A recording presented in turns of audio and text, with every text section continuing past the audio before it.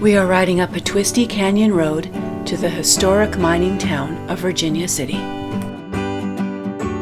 Taking a short detour off the historic Highway 50, the loneliest road in America. Starting at the Lahontan Reservoir on Highway 50. Turning off at 6 Mile Canyon Road. Riding through a cute country neighborhood before getting to the canyon. This area is called Dayton Valley. On Highway 50, there was a sign for 6 Mile Canyon Road, but not for Virginia City. Here's a small sign at the fork in the road to tell us we're going the right way.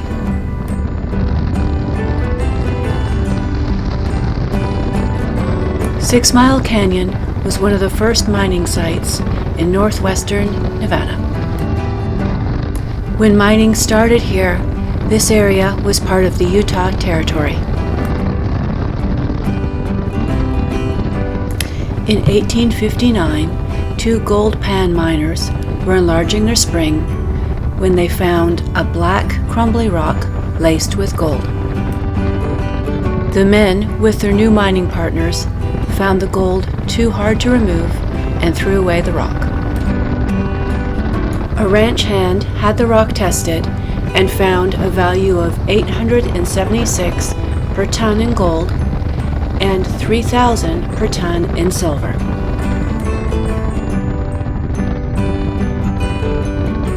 This brought thousands of miners to the area. In the 1860s, there was a mining camp called Mount Pleasant, and homes were built along 6 Mile Canyon Road.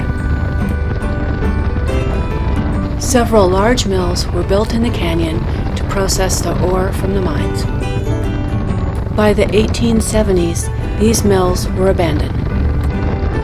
A cyanide mill was built in 1902 to process the tailing piles. There is a mining tour you can take of the long-abandoned Butters Mill. Butters Mill was a cyanide mill and is just southeast of Virginia City. Tickets and tours leave from Virginia City to the mill. During its operation, this was the largest cyanide mill in the country. 6 Mile Canyon Road is also known as State Route 79. The road is actually 7.9 miles.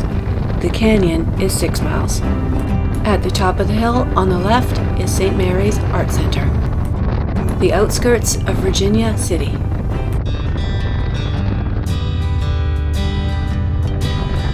There are many options for places to stay in Virginia City.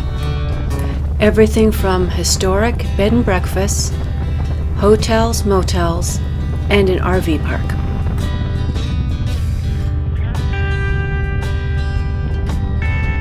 On the right is a free parking lot just underneath the main street. This road is steeper than it looks. A little hard to see around the parked cars before pulling out. Now on the main street, which is called C Street or Highway 341. There are many museums and tours available in Virginia City. Of course, mining tours. The two most well-known would be the Comstock Gold Mill and the Ponderosa Mine.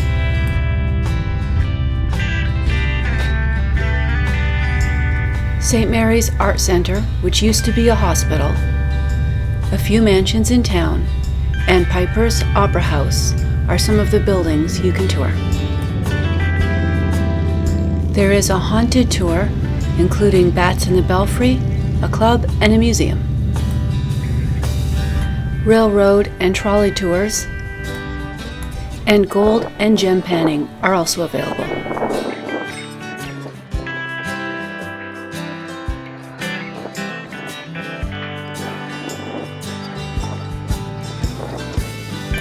The rush of 1863 was Virginia City's busiest time, with 15,000 residents.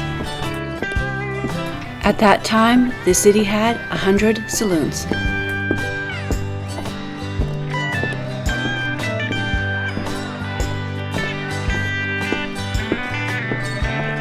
We walked up one side of the town and down the other. The buildings in Virginia City are real. There was a fire in 1875. It affected the north side of C Street, which was rebuilt a year later. The church and the south side of C Street date from about 1860. Mark Twain lived and worked here for about 3 years.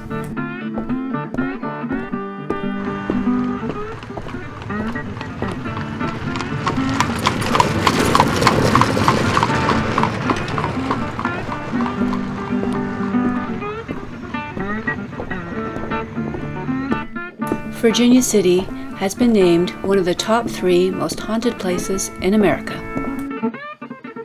The view of the valley from C Street.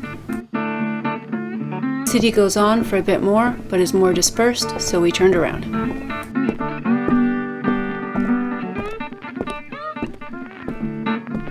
One of the many antique shops to explore.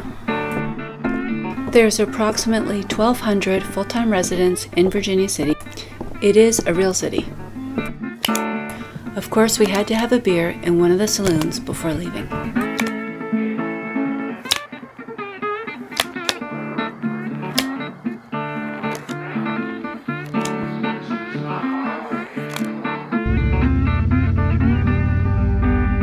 Virginia City is open year-round, although some of the tours are closed in the winter. There is a siren that goes off at noon. It was originally meant for the firehouse, but now it's a tradition and sounds every day.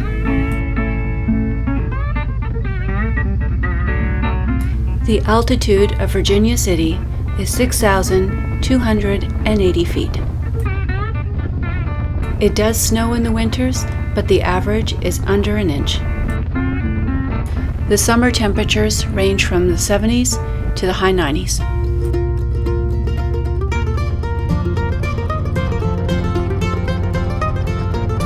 Over 700 million gold and silver was mined in Virginia City over 25 years.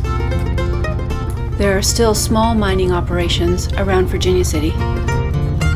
Most of the big original mines are boarded up. There are a few that are open for tours.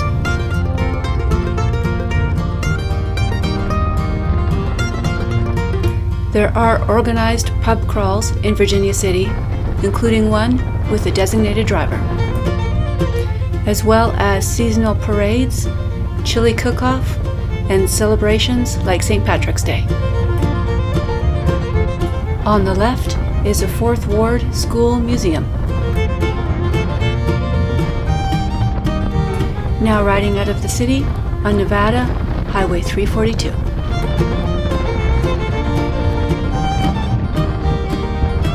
We are looking south towards Gold Hill. Both of the roads coming into town are like this. Lots of fun for us to ride, but I'm not sure if any trailers make it up here.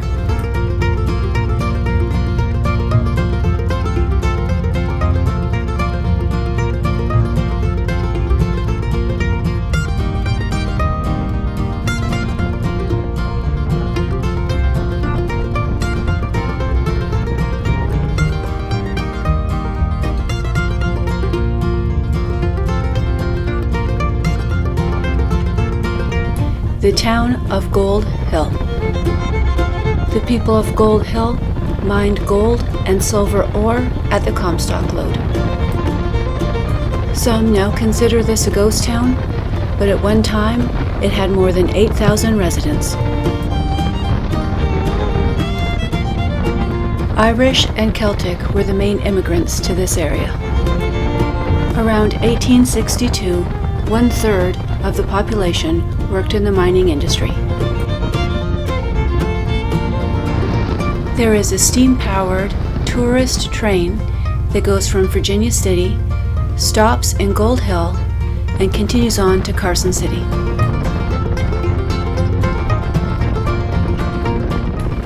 This is known as the Devil's Gate.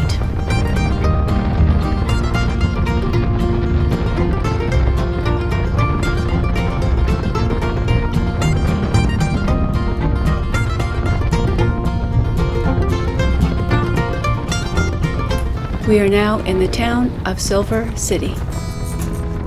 Silver City is also listed as one of Nevada's ghost towns. However, in the 2000 census, the population was 170. Silver City was established in 1859 and named after silver deposits found in the hills nearby. By 1871, Silver City had 8 mills. The animals used for hauling the minerals from the mines to the mills by the Carson River boarded in Silver City. In 1861, the town had many hotels, boarding houses, and saloons.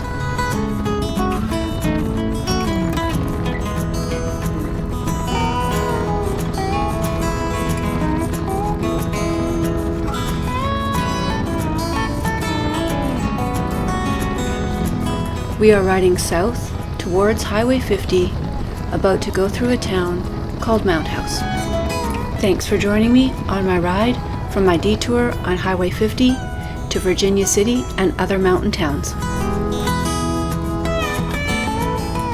Please hit like and subscribe if you enjoyed this video, and follow me on YouTube and Facebook at Biking with Butterfly and Instagram at BikingWB.